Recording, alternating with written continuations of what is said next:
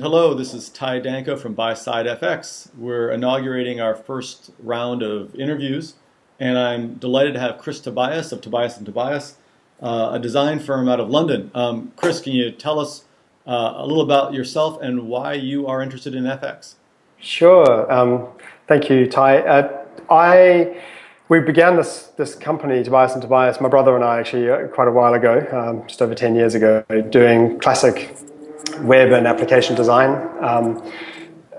Over the last few years, we've got very heavily into financial services. And one of the things that excites us in that space, and particularly actually FX, is the complexity of the problems. It's very easy to design something beautiful in a brand or marketing campaign. If you were asked to do Skype, or a Skype campaign, or in fact a Nike campaign maybe, it's actually easy. You know, everyone loves it, it's a lot of fun. But actually to solve someone's real everyday problem, and when they're complex problems like trading FX or swaps, etc., that actually becomes an interesting design problem. It's not just about the aesthetic, it's about how does it respond, is it giving me the right information at the right time, is it fast but is it safe? All these issues become intrinsic to the design solution. So that's what we do. Work with a number of different financial services companies, everything from fund management through to institutional trading. Enjoying the design problem. Well, and the whole idea, I'm sure most of our readers don't know the terms UX, UI, interaction, but that's what you're talking about. It's how everything works together. Yeah, so I would like to, I guess, differentiate between UX and then UI and interaction. UX really is broader than any one discipline. And UX stands for? UX, is user experience. And the user experience is everything about your brand, your interaction, your touch points, your communication with your end user. And what we do is try to identify what aspects we can impact from specifically an interface. From our purposes, we do design of software interfaces and websites. But actually, user experience itself is much broader than that. So it encompasses even the type of style of text, or the layout of the page, or in fact, what happens when you call and talk to a salesperson. Now, we might not actually be fixing the call center or the salesperson's speech or the information they have, but we are interested in that whole package. So as a design firm, we're definitely the digital design, the interface. Now the interface is everything that you touch on your screen, or touch with your mouse. Actually more so touching the screen these days with the tablets and so forth. But actually that's when I say an interface, it's actually the physical manifestation, the things that you're actually working with. And UI is just short for user interface. Well, it must be a challenge in that so many different traders, one guy sitting 2 feet away from another guy will have different demands. One person will want to see every flashing number possible because he wants to be the center of the universe and have all information. Another guy wants to clear out the distraction. How do you go about making a design that could help both people? Well, I mean, that's a very, very good question. What we do at Tobias and Tobias and other agencies that do what we do is focus on the user. So you're right to differentiate between different types of users and the environment they work in or what they're focused on. Typically, marketeers will talk about segmentation, and they would think about maybe size of company and roles. And what we try and do is take it down another level to an actual individual, the environment they're working in. So is it a noisy environment?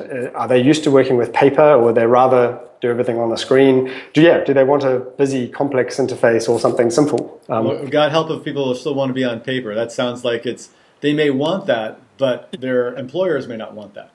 Well, it's interesting actually. A lot of doing trading interfaces within the corporate space as opposed to the institutional area. There are people still working with paper and of course the ubiquitous Excel across the financial services world.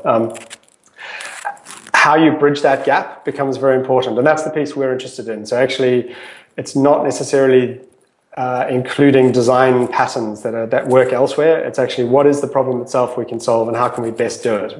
And would you, on someone like that, would you think it's better to give him an easier way to integrate his Excel spreadsheet so he doesn't have to leave his tools? Or would you educate him a new way to ideally do away with all these extraneous and keep it all in one system integrated?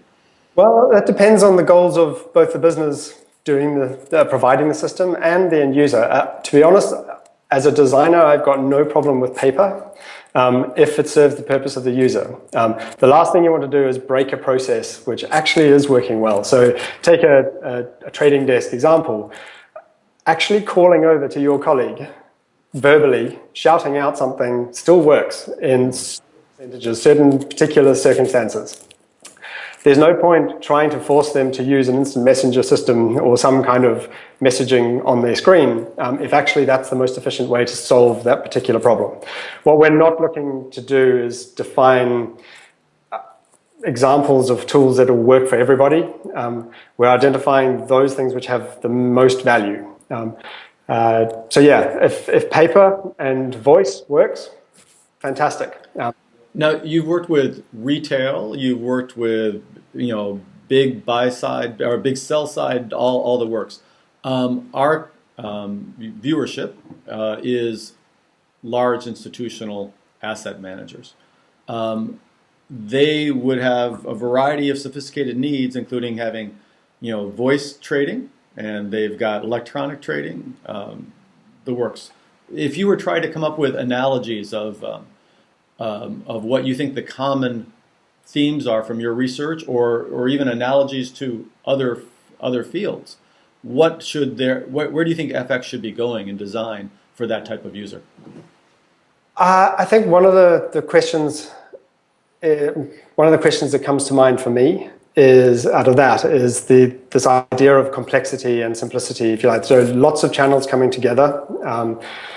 Or do I want lots of data all at once? Do I want simplified execution, some way of managing my interface?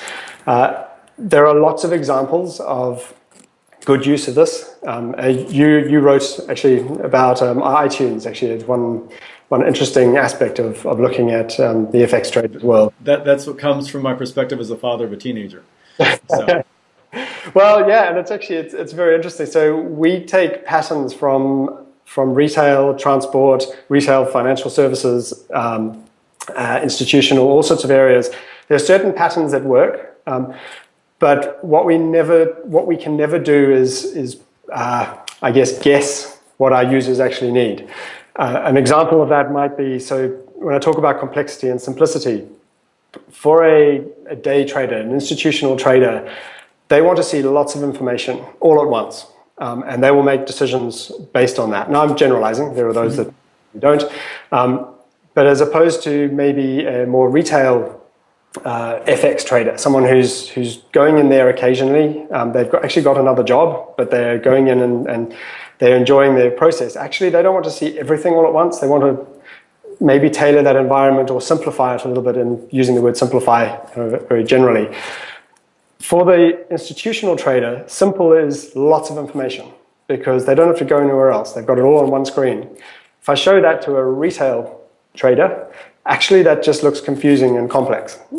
So actually it's a very subjective thing, this simple, complex concept. Yeah. What you're trying to do is find out, you as an individual user or type of user, what is the best way of fulfilling your needs. And that's very difficult to say. It's one or the other. Well, that sort of brings out the idea of single dealer platforms as a way to solve a firm's total needs or have a more direct communication versus the multi-dealer platforms. Have you had experience in either of these fields? Yeah, so most of our design work is in the single dealer platforms, but we do work in some multi-dealer. What we find, most of the multi-dealer systems are within the kind of corporate space, treasury kind of management from our experience. And it's down to a pricing. Right. Pricing. So, well, again, extrapolating a very general statement, but within that environment, it's much easier, if you like, to identify individual tasks. So I'm looking for prices. In the single dealer platforms, it's about kind of breadth of functionality, because they're trying to, in some ways, actually capture the market from the multi-dealer systems by offering functionality, efficiency, and perhaps a better price if you go to your dealer. So the problems are different.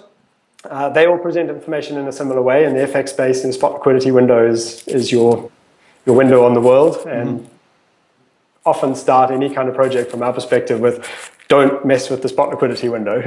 Well, that's it. I think there is a big difference between traders trying to use the RFQ, the request for quotation, which is generally a cry for simplicity and often operational stuff. If you've got 17 different trades, Lord knows FX Connect has got a older and not as much of a visual pleasing system, but my goodness, it has good functionality of solving someone's problem. I got these 400 trades, net them, get them out of the way, and get me the best price. And so as opposed to the order book trade, which is more of that speculative generally or more alpha generational style.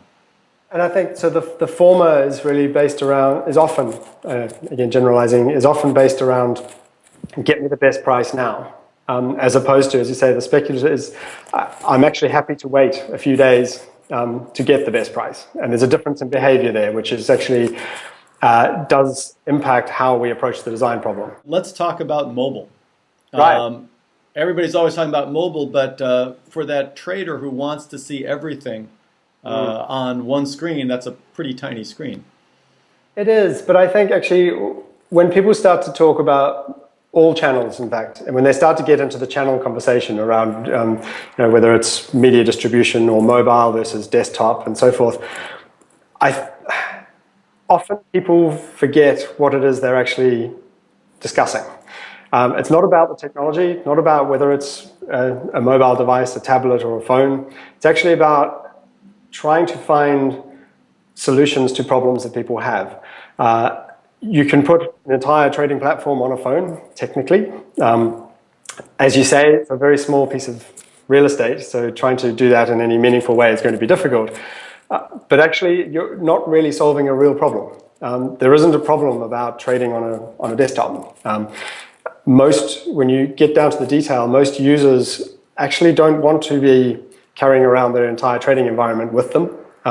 What they do want is to perhaps have visibility of orders in an order book style, orders they've made, or orders they've put through, waiting for threshold to kick in. So more visibility of my environment and visibility of the things I'm doing, as opposed to necessarily running through a trade. So this would be more of a read-only or alert me or tickle type of function. Yeah, I mean, there's certainly certain aspects where someone might want to act on an alert or a message or the tickle me kind of function.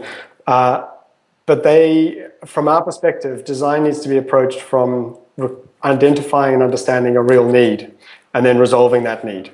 Now, people tend to talk about mobile and the channels as a starting point. So we need to distribute our platform out to mobile devices, tablets, desktops, the difference between install-based or browser-based solution. Actually, that's down the line. Once you've defined a problem, which is I need to see these prices or I need to see my trades on the move, then you can start articulating a mobile solution because you have a need around mobile, as opposed to mobile leading it. Terrific. If someone wants to get in touch with you, you've got websites, Twitter feeds.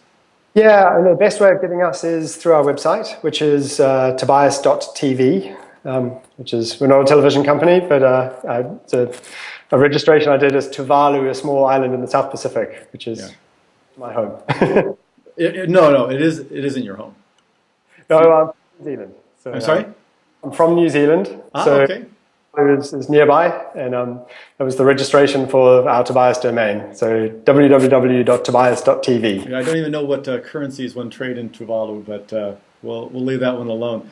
Again, thank you so much. It's been a pleasure. And from the BuysideFX, we don't even have a name for this video log yet, but thank you for being our first victim or putting up with our foibles. Well, thank you, Ty. All right. Bye-bye.